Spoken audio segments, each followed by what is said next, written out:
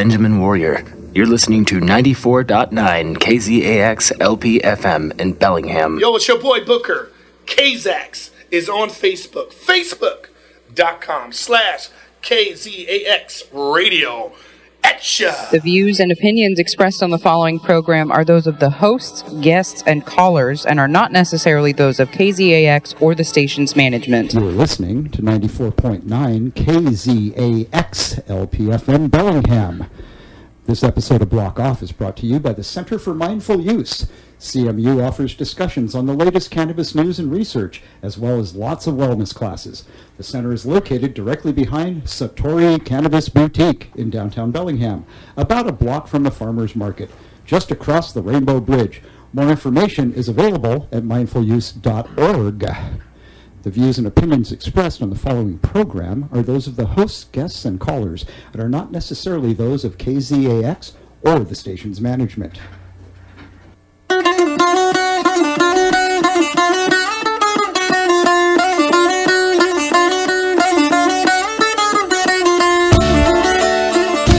Good evening, Bellingham, broadcasting live from high atop the 420th floor of KZAX Studios.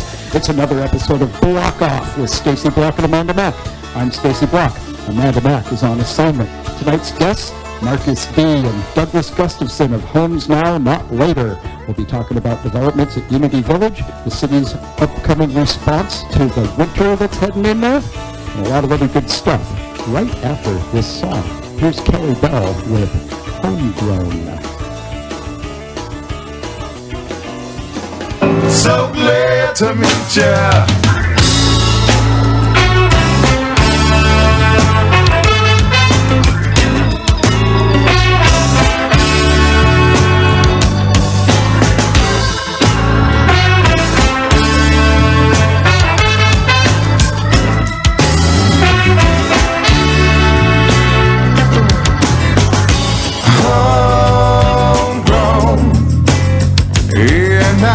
So glad to meet ya.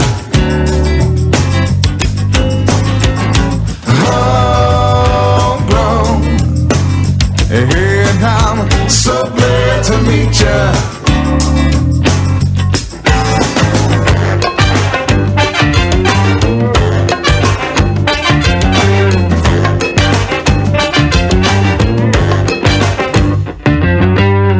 You're so warm like a sunshiny day. When I hear them call your name, baby, I get carried away. Oh, my southern belle, your kiss sends me into that craze. But it's for your angelic voice I give thanks and praise. Homegrown, yeah, now so glad to meet ya. Yeah, now that you are homegrown, and I'm so glad to meet ya. Fat blues music style.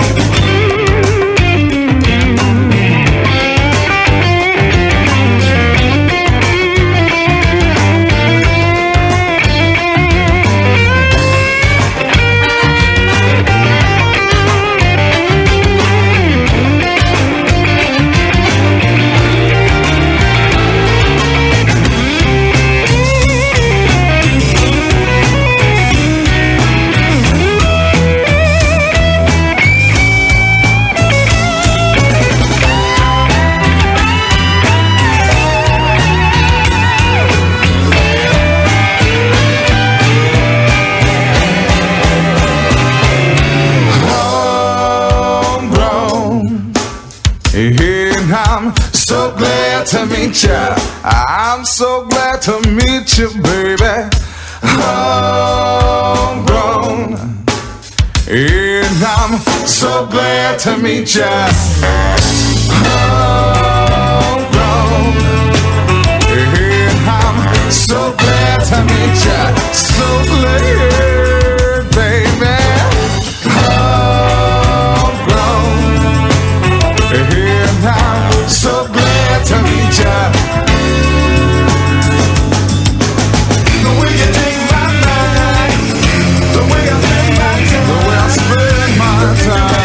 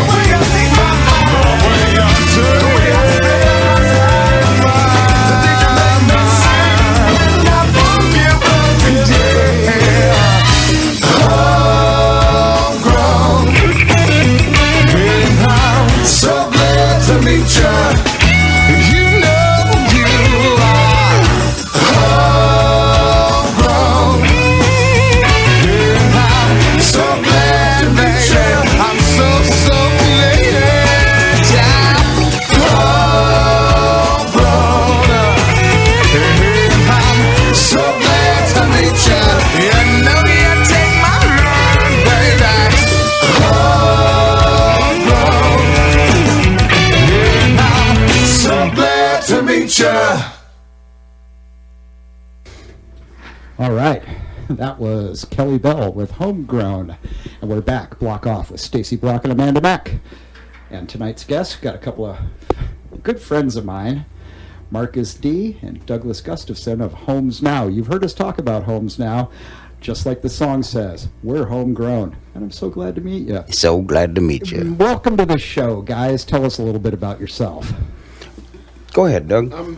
This is Doug. I started HomesNow with Jim Peterson in June of 2017, and we got started because we were part of the Bernie Sanders campaign. And now I'm not a Bernie supporter anymore, but Jim and I campaigned for about a year or two, and we got a good grassroots organization going, and we were able to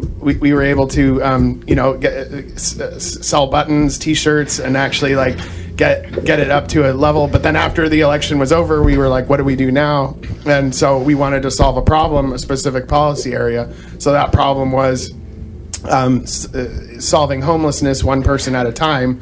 So we wanted to build tiny homes to do that. And so what ended up happening, as far as how HomesNow first got kicked off in the first place, was Nick Lewis, a sitting Lummi Tribal Council member, he allowed us. He manages a nonprofit called Lummi Stepping Stones, and they allowed us to put 2 tiny homes on their property, and we wanted to help them, and Sure. and so based on just a handshake, he let us build 2 tiny homes, and we built them within a couple weeks, and that has housed over a dozen people who not at one time, but they move on to permanent housing, and then that is a slot opened up for someone new that wants to come in. Right.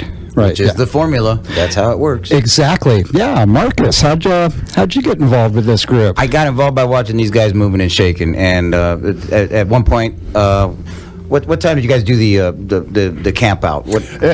December of 2017. December 2017, they did their camp out, and boy, they caught everybody's attention there. 18 days.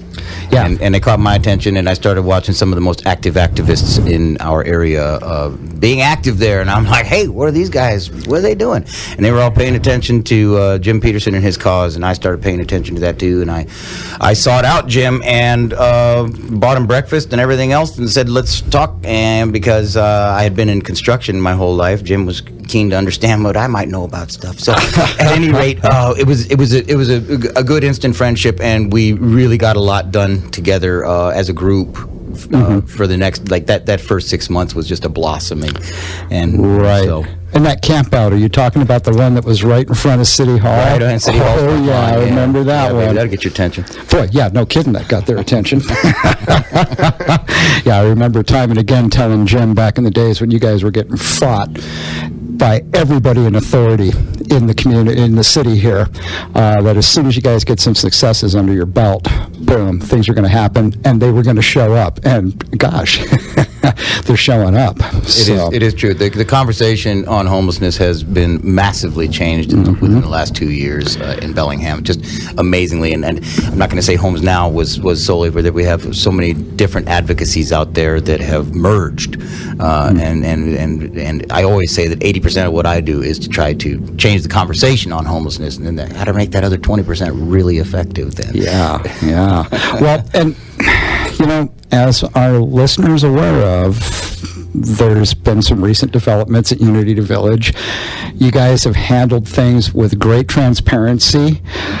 Things appear to be moving along in a positive way. What's been happening lately? I kind of heard you met with city officials recently. What's going on there? What's the update?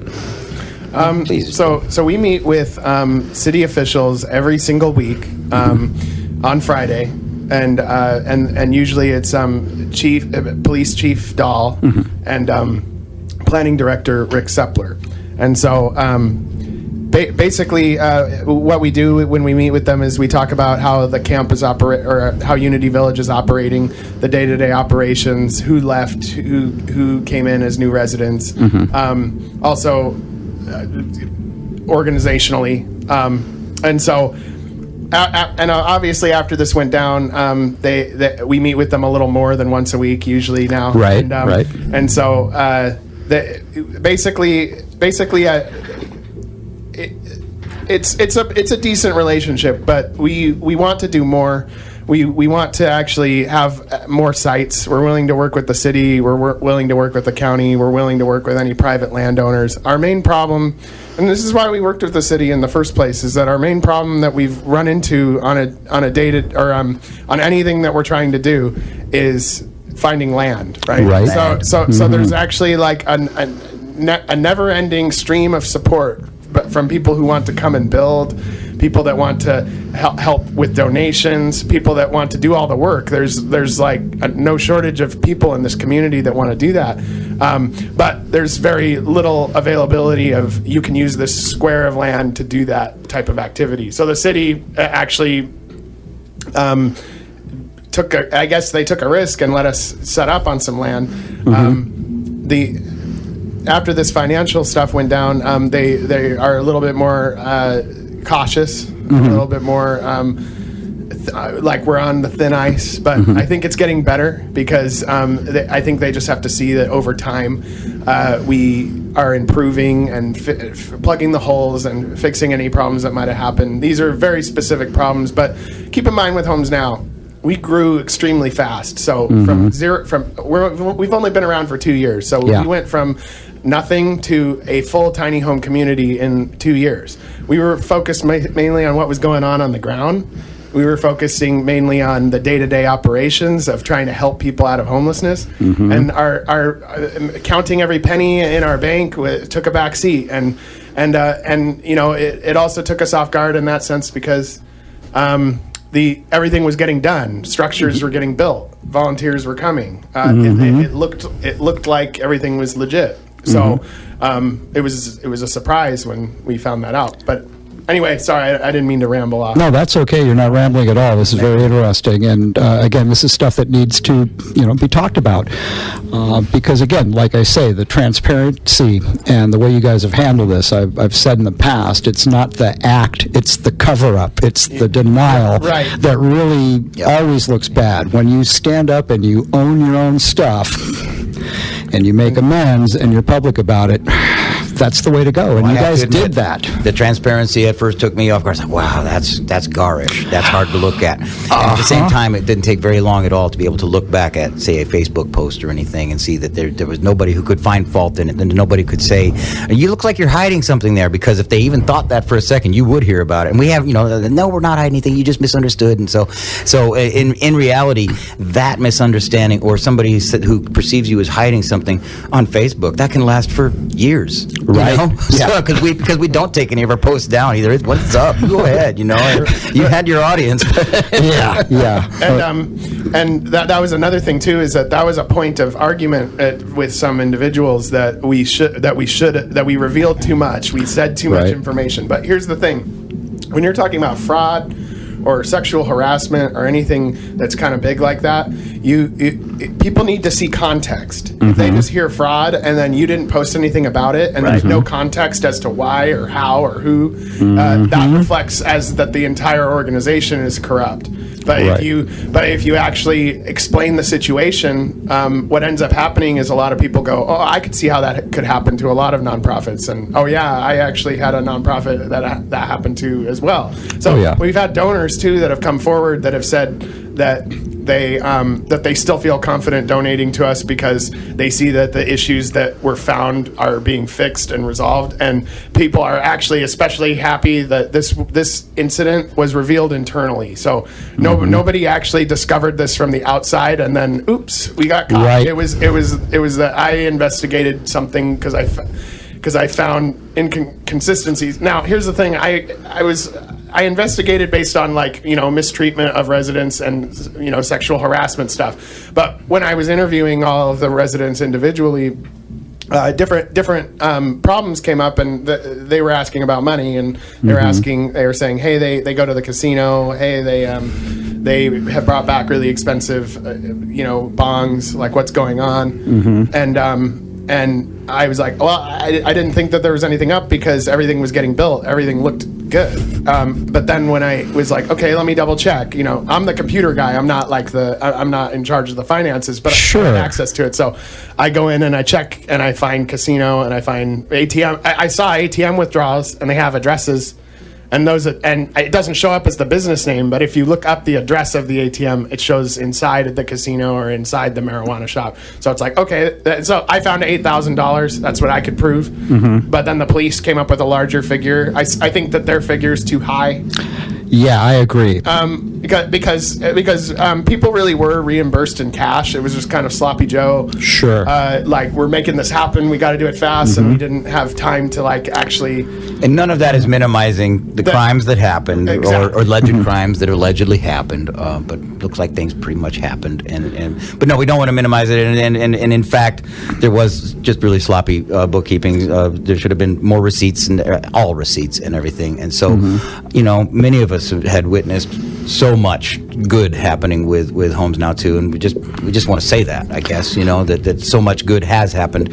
And I've seen Jim just reach into his pocket and pull out money to put out for tents and sleeping bags and food for people, a battery for a car, stuff like that. And so if there wasn't a receipt for that, unfortunately, I think that all stacks up against it You're here. on the hook. Yeah. There's no receipt. But Yeah, that is of course, no excuse for the behavior. No, nobody's excusing any of that behavior. However, I would like to point out that you got to trust your business partners. That's Yeah. it too. And you see this in other businesses too. You find some long-term accountant that's been ferreting away $200,000 over a decade or something like that.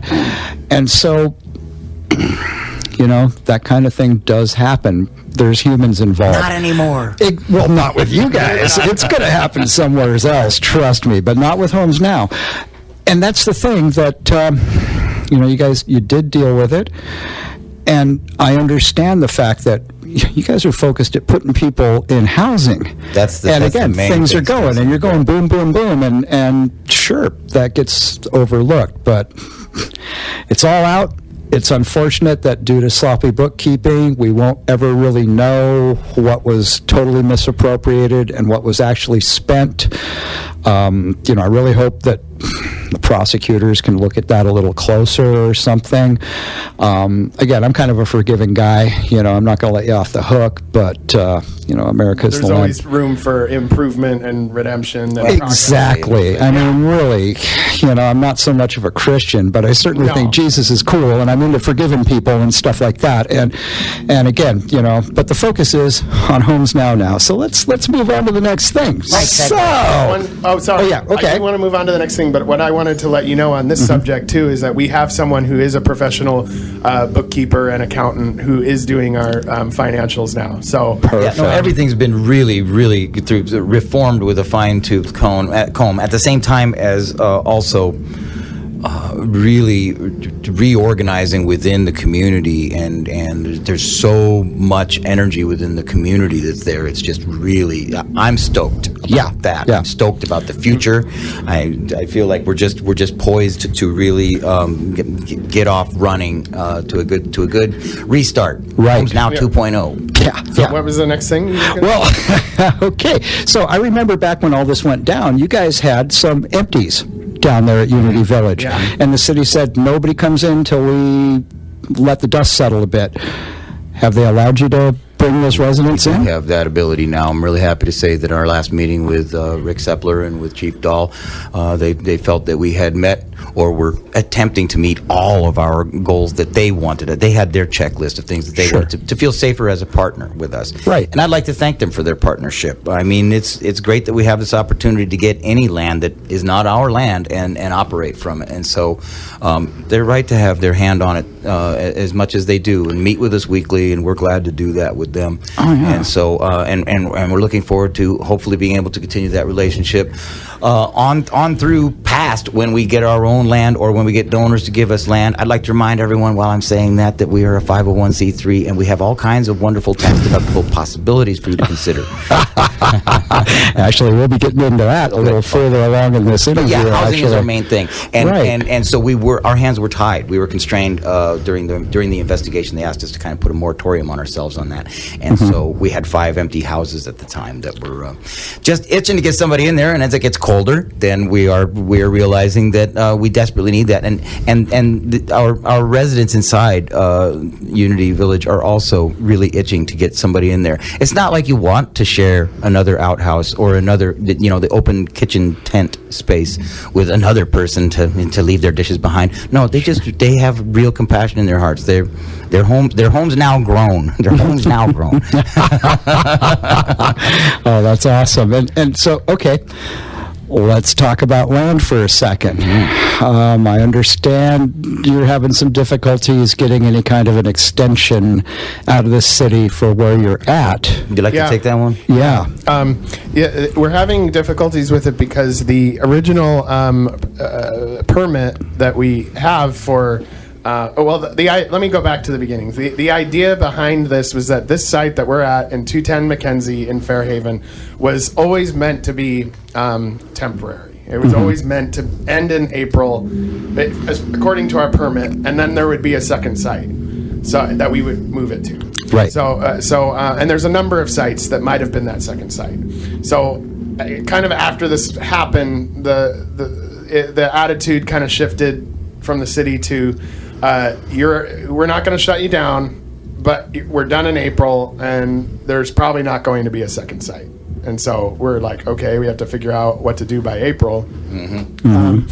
And my argument for even asking for an extension, some people didn't like that I even asked, but this site is not even ideal. It's right next to the train tracks.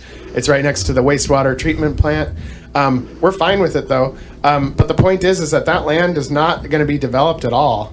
It's the expansion of the sewer treatment plant. It's not going to be developed at all for 3 years minimum. Right. So my thoughts on it are like, what's the harm in an extension since it's not being used for anything else? Just to stabilize us while we go through this change. Sure. Give us more time to find land and gradually move so that it's not like a hectic mess in April.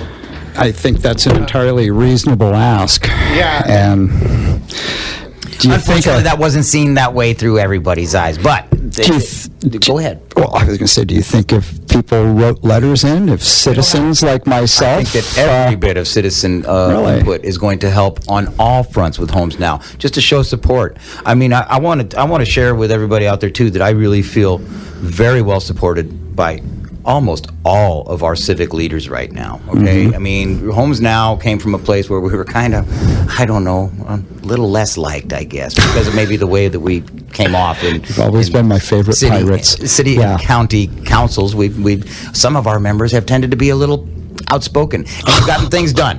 We've gotten things done. So I'm not sorry for any of it. I think that some of it has been unorthodox and taken some people off guard. However, I think that also that it was all very necessary, and HomesNow intends to always intends to stay on the push, on the front of this issue, and we're right there with the other advocates in Bellingham who are changing that conversation on homelessness in a very, very big way. From just 2 years ago, where we used to look at homelessness as in Bellingham, I swear, 2 years ago, you would have said the policy was get the heck out of Bellingham if you're homeless.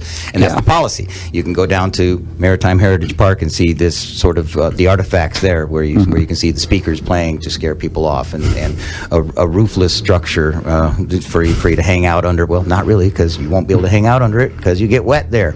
And benches with partitions in them and everything. These are all meant to drive homeless people away from areas. And this is the park that's just down the street from the only large shelter in Bellingham, and so there's a lot of people on the street. They're not represented. Some of them have paid taxes. Some of them are veterans. Many of them are on SSI and have paid taxes, and they got injured or whatever, and they're just not represented on the street. So it's taxation without representation at that point. So I go there, man. I go there. I liked your post the other day telling folks that just because you're homeless doesn't mean you can't vote.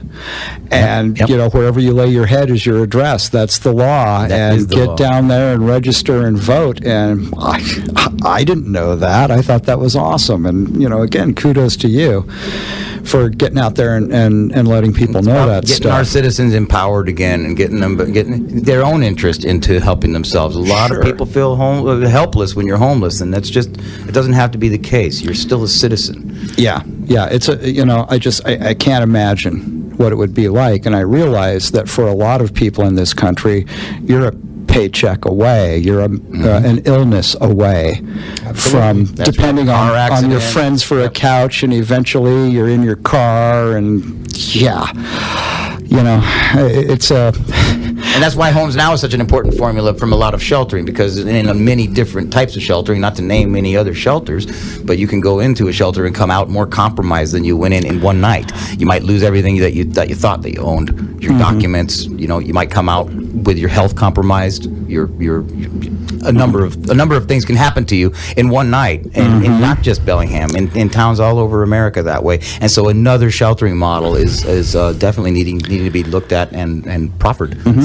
Something I want to add to this is that, so why is Unity Village, and we can do more, by the way. So Unity Village to have 20, I think it's 22 tiny homes, maybe it's 20. I think 22 tiny homes, yes. Yeah, for 22 tiny homes, it costs $1,200 a month to run the entire village, and that's water, that's electricity for every unit. That's you have to have community living, a shared space, but I feel like that's the most affordable sheltering option in town. And if you set up a dozen of these locations, you could really make a huge dent in the problem. And if you take more and more people off the streets, right? There's still people that need intensive case management, and they need the emergency shelter. But at the very least, you're taking the load off of them.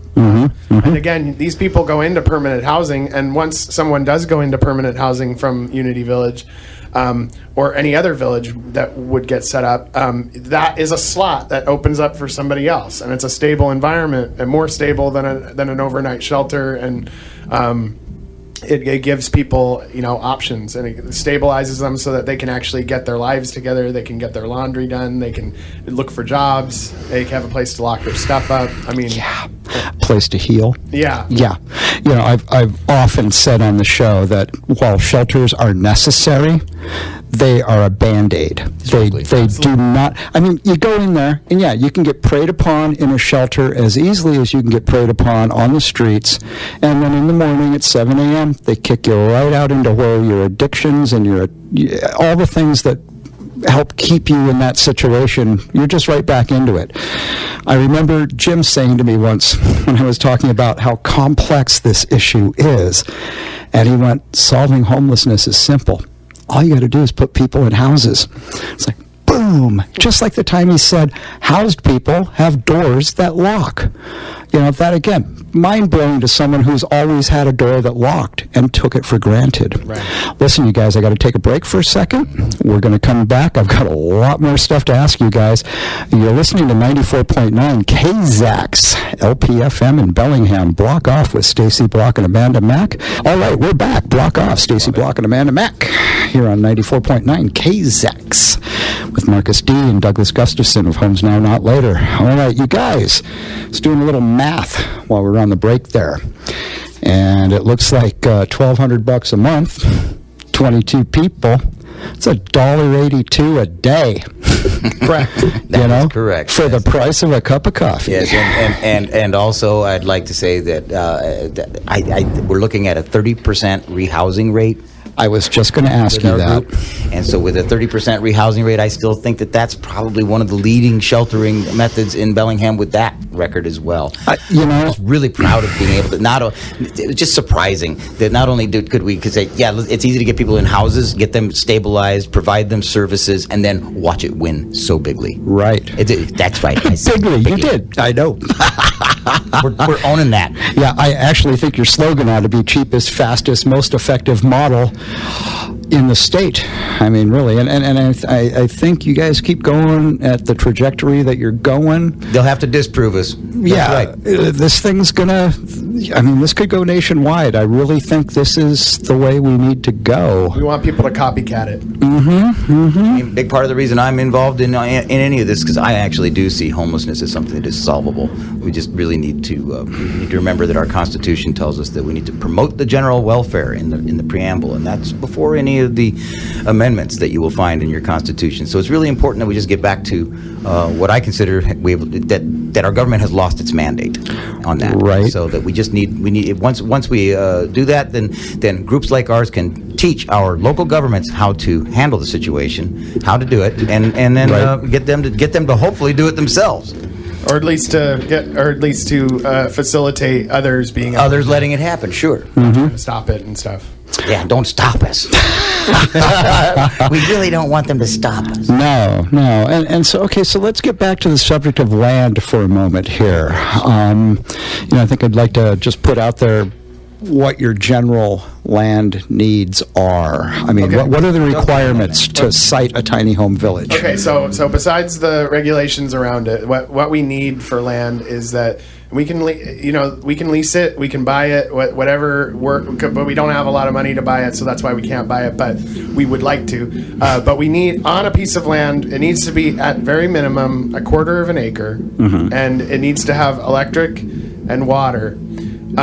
We don't necessarily need sewer, even though we'd like it, because how we handle sewer is, and by the way, that $1,200 a month, half of that, $600 out of the $1,200 is porta potties.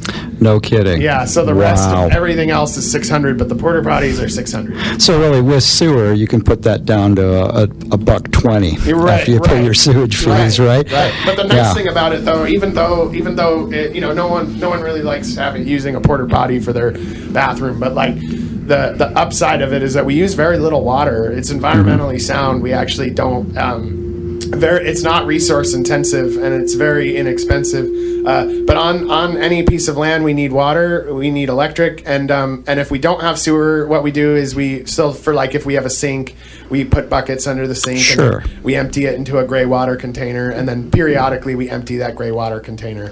And so it's a little bit more of a manual process, but it's not that bad. And Right. Although sewer hookup would be great. that would be great. We'd love that. And then it's also important to recognize that we are a 501c3, so we have some different. We can think outside the box when it comes to your properties. If you have a property that if you have 5 acres somewhere inside the city limits, it's just outside, just out there, or the 3 acres or whatever. If you can spare a half acre of your property, a corner of your property for us to come in, and you can either lease that with us, and we can talk about that. We can come in and do. We'll be bringing our own infrastructure with us when we come. Electrification, so you could have a power pole down in the corner of that property when you're done, or whatever. After we negotiate how long our lease would be there, given how much work needs to happen there. If you have a property that is in distress, financial distress, you can talk to us about trying to work out a deal so that we can keep you in the black, and you can let us use your property for a period of time, and then when we're done with it, you're in the black and you own your property and maybe have some improvements on it. All of these are possibilities. We'd like people to think about that. We also want you to think about us when your tax time comes around, because we are tax deductible. We're completely tax deductible, and when you pay your taxes and it goes off to the Fed, I want you to think about where those dollars go, and when you give them to us, I'm telling you, we're doing more than just a tiny home village right now in Whatcom County, and our intent is to put boots on the ground so that you can see your dollars working on your streets tomorrow. This year, you will see action from us, and that's my promise. If you do donate to us, that's for sure. We're just so fleet of foot and ever pervasive on all the fronts. We're just really pleased with ourselves on that. Oh, man, that's awesome. And speaking of all the fronts, like, what are all those fronts? All of our fronts. Shall we? Can we talk about the summits? Yeah. Yeah, okay. Summits is something that HomesNow has always done to try to, when we were trying to when our group was trying to get land and trying to get the city to cooperate with us, and we were having difficulty with that, one of the things that we were doing, of course, we were doing a huge outreach with the homeless community anyway. We had volunteerism, we had donations coming in, and so we were trying to keep that momentum going and trying to build our entity by getting in with the people. And so the idea of a summit was to bring people together and ask them what they need, and in a very real way, while providing clothing, coats, hats, boots, camping gear, sleeping bags, tents, everything they need. The Sikhs come and feed with us, and we do this monthly now, summits. So when we hold a summit, oftentimes at Maritime Heritage Park, or other locations, the Sikhs will come and feed while we're giving away gear. And we also built a shower truck last year in last May, and it was very well received. Again, we couldn't get enough help from the city or the county at the time to realize our dream of building, but we had some money, we had some volunteerism, and we decided, let's build a shower truck and get that service to the community that we saw was much needed in Bellingham, and it was very well received. It is also there with the summits, so that's part of our outreach. And then, speaking of outreach, it also brings us to last winter, which was there was the tragic storm that we were sorely without shelter in Bellingham, and it was bleeding out all over the city, folks. It was not pretty, and we went out there and we put direct boots on the grounds and started what started out with coats, hats, hand warmers, and hot water bottles.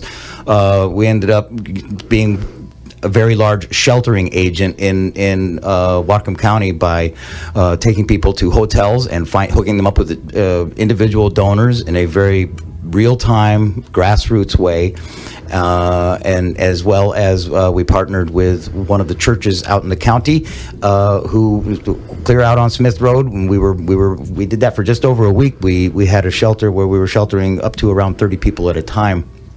Busing them out in vans out to that church, and then back in the morning through those blizzards and everything else. And so it was for real. For about 6 weeks there, I got about 3 hours of sleep a night as we did that, and that outreach was part of HomesNow and part of just a huge community outpouring of support.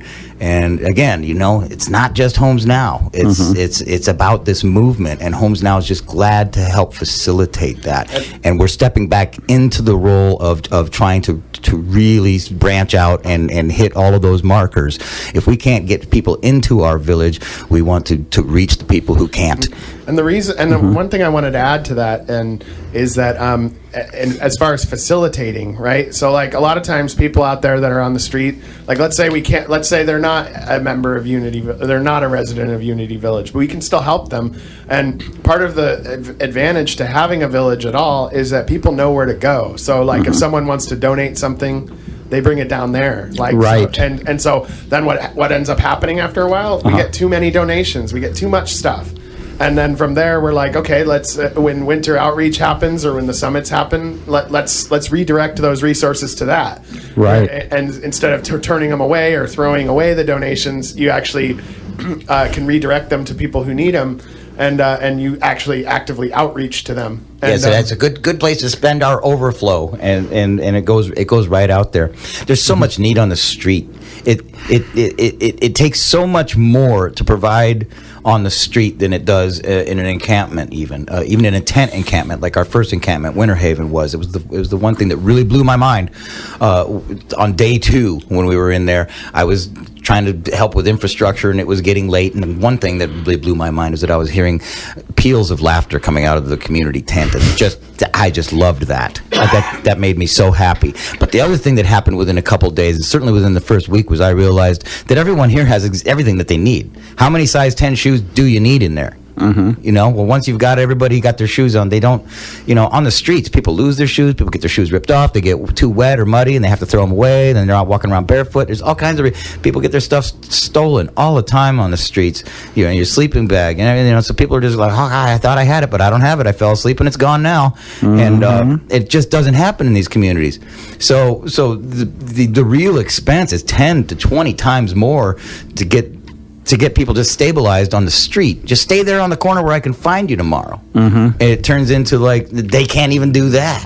It's like sagebrush blowing around there. So you're trying to always find them too, and to provide services, to try to do anything with people talk about how they need rehabilitation first and all that. You need to stabilize them first. You need to get them to hold still. Absolutely. And guess what? Most of them don't really need rehabilitation right now. They need some other services to help them get back on their feet. Just like the people in their in your houses. About 18% of them have some real mental issues that need help.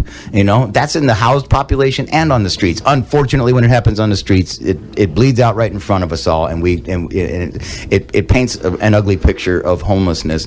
When homelessness is just because you don't have a home. It's the only difference. Yeah.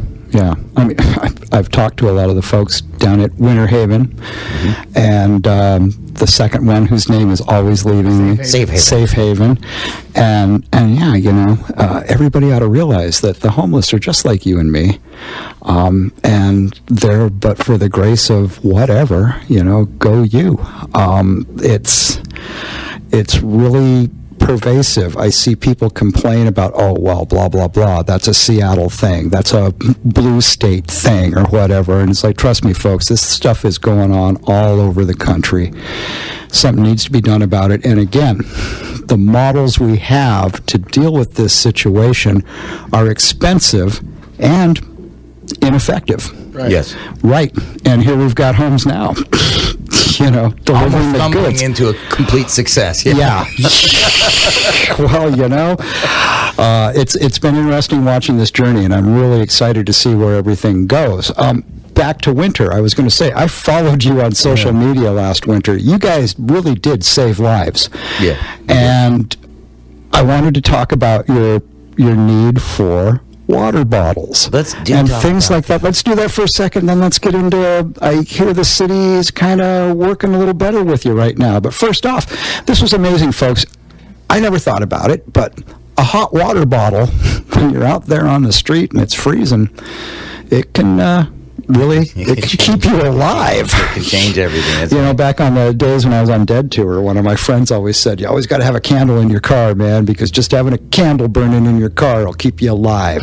And same thing. But that, again, mind-blowing to me. I never thought of that. There you were with J.C. Mansfield, right? Out there driving around, dropping off these hot water bottles and coolers full of them. What started that all? It's actually, I'll try to be brief about it. It was a really neat story how the grassroots effort got started on that. Is that JC and I were servicing showers with our shower truck, actually down on C Street was one of the locations where we like to take it down there next to the hatcheries, and so we were down there just before the last that storm that hit in February. It was February 2nd or something. We were having our shower truck there, and it seemed like it was maybe 48 degrees and sunshine at the time. And I saw a woman getting ready to hop into our shower, and she was taking off her socks so that she could put on a pair of flip flops to go in there and do that all properly and safely. And she was just conversing matter-of-factly about how she's already got frostbite on her toes, and she's just and we knew a storm was coming. She says, "Yeah, I'm pretty much resolved. I'm going to lose my toes this winter." And we were blown away by that. The disregard, the resign, the casual resign. It's like, I'm just not going to keep my toes. I'm not going to keep my toes. And so that kind of rang bells for us in a big way. And we had been talking about the possibility of hot water bottles. I like a fool, I know plenty about winter camping. I've done a fair amount of it. So a hot water bottle really can stabilize you through the night in a very scientific way. When we're sleeping, we go through cycles, and at some point in the night, you go through a chilling cycle where you're sleeping deeper and your body chills down if you're cold, and then it takes a while to shake that off. And if you don't have a heat source, it could take you the next 10 hours to shake that off while you're walking around on the street with a hoodie on in the sun. Right. And now, why does everybody bundle up like that in the middle of the day? Because they're still not warm from last night. Wow. Yeah. And so the hot water bottle, you want to get just a soda pop bottle like your 7-Up or your Dr. Pepper Pepsi bottles with the nice hard caps, those good heavy caps that are made to keep back that fizzy water. Not just water bottles with the flimsy. Not like those Kirkland water Yeah, the bottles. little clearer plastic lids, but you need real soda pop. The ones that you screw on tight, and when you squeeze it as hard as you can even step on it, and it should not leak a drop, because you mustn't have it leak, because if it leaks in somebody's sleeping bag, that could just kill them. Right. So this is really important stuff. So the idea of a hot water bottle: get yourself a cooler, fill it about a third with hot piping water in the cooler, so you have a hot water bath. Then fill up your bottles and float them in that bath, and then keep a towel with you when you're on the street. You just reach into your cooler, towel off that hot water bottle, and hand it to somebody. And as soon as they get it in their hand, they know exactly what to do with it. Oh, yeah. You don't have to explain it much. No, that's a pretty basic thing. Although I do tell people to try not to drink it and maybe wash with it later or something if they want to use it, that's good. But it saves lives. And so we went out with the hot water bottles. We went out with hand warmers, coats, hats, gloves, boots, anything that we could come up with. The extra stuff that we had at Winter Haven, and JC had the wherewithal and the genius to go live on Facebook on one of our on the HomesNow sites, and while we were live, we also came to the mission and realized, okay, they're turning us away. There's no more room at the mission, and we've got people in the back of my truck right now with their gear, and we don't know what to do with them. And we were going through that quandary, and of course, we're live on Facebook. We're not showing faces either, by the way. It's really important that we're just live, and we have a running commentary. You're like shooting the street. You're shooting even your feet, but we stay live. And then all of a sudden, a comment comes over our live feed, and it says, "Hey, could you take those people over to Motel 6 for us, and I will buy them a room?" And we went, "Oh, sure, we'll do that." Well, that was the beginning of it. Yeah. It absolutely snowballed to the point when it all happened so that when somebody come under our live feed like that and say that, we would instantly throw them over into a messenger chat group, and next thing you know, we had a chat group that had over 60 donors in it that were all doing the same thing with us, so that as we were moving people around the city, it was almost like people were bidding, "I'll take those two, put them over in that one." It was amazing. Wow. It was grassroots. We got away with it. Nobody trashed any hotel rooms. Nobody put their car in a ditch. Nobody got hurt. There was no violence. We got away with it. City of Bellingham, we got away with it. We need help. We were fools to think we could get away with it, but we had to do something. Well, sure. And as we come into this winter, the same outreach people are just gung-ho. They want to do something, and we're hoping to get away with it. Right. Is the city... The city is ponying up more. That outreach and that pressure showed the need in a big way, and because it was also used politically. HomesNow will always try to serve the people, and if there's a political reason, people were being saved on the streets, and there's no question about it. And so when we come to City Hall while you're having session and say, "What shall I do with this van full of people I have parked outside? Shall I bring them in? What shall we do?" These conversations, it's a real conversation starter. And so we had emergency sessions last winter, and we got some shelters up, and we had a men's shelter that sprung up from the city, and then the county offered a better shelter, and it lasted a little over a week, and it helped us through the coldest, worst part of this thing. Oh yeah. And so so they did step up, and now there's a work group, the Whatcom County, and this is on the Whatcom County website. When you get on there, you can find the Whatcom County Homelessness Strategies Work Group. So if you go on to the Whatcom County site, then you can find work groups, and you can find the Homelessness Strategies Work Group. I sit on that group, and I was put there by a 6-1 vote by County Council as homeless advocate for Whatcom County. Quite a heady and a big responsibility. And this we're sitting at a table of about 20 people in Whatcom County who are completely charged with homelessness. These are the people who are going to be part of the solution or failure of housing, sheltering in Whatcom County this winter. And so what we're doing is very important. So I do encourage you to go in there and check out the minutes, and you can even come by, attend one of the meetings and have your say at a 3-minute public speaking there. Outstanding. It is public. Right on. Hey guys, we're getting down to the end of the hour here. I've got a couple more questions I want to cover quickly. This is important I stuff. hope one of them's land. Oh, I just have to say that. We talked about I land. know, just land. Yeah. Okay, land. Yeah. These guys got to land somewhere, folks. Help them out. Okay. What are we talked about what your needs are. if someone wants to volunteer, how do they go about that? Well, if someone wants to volunteer, we have on our website, we have a form they can fill out that's like, I want to be a volunteer. Now, that's not HomesNow.org. HomesNow.org. Right. Yeah. And so but that's not a prerequisite. If somebody wants to volunteer, they can just show up. We put our events on Facebook and on our website. If you hit the events tab on our website, it'll take you to that too. And people are free to just show up. Another thing, too, is people are free to visit Unity Village publicly. It's open to the public during the day. And a lot of times just getting to know people, meet and greet, and then what's needed volunteer-wise will just randomly come up, honestly. Our summits are a great way to hook up with us, too. So if you try to follow HomesNow.org and follow the HomesNow Bellingham Facebook page and stuff like that, you can watch the events. And when you see the summits are coming around, it's really a great way to meet a lot of volunteers who are hands-on, doing a lot of different nuances of this outreach. And we need different volunteers at different times. So, like, if someone's a carpenter or someone's just an activist, or you need different people at different times. So that's why the main advantage of having people apply on our website, because when we need certain skill sets, that then we can call them directly and say, hey, bingo. we need Yep. So you go to HomesNow.org. There's a tab on there that says volunteer, and you can just do that. And I suggest that everybody who's even vaguely interested do that, and you'll start getting some emails from us. And also, there's a tab there. Are you homeless? And if you have somebody in your life who is experiencing homelessness, or you'd like to help them, sponsor them, or whatever, or help point them in the right direction, HomesNow.org.